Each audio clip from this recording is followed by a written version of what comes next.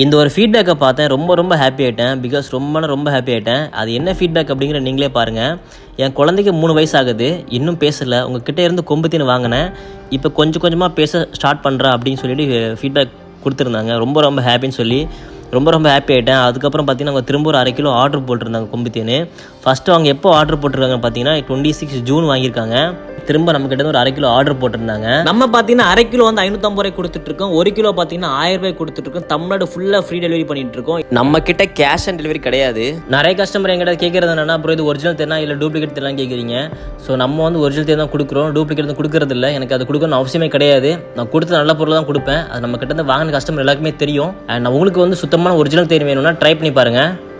போன வாரமும் இதே மாதிரி ஒருத்தர் நம்மக்கிட்ட தேன் வாங்கியிருந்தார். அவர் நம்ம ரெகுலர் கஸ்டமர் தான். ஃபஸ்ட்டு 1 கிலோ வாங்கியிருந்தார், யூஸ் பண்ணிக்கிட்டாரு.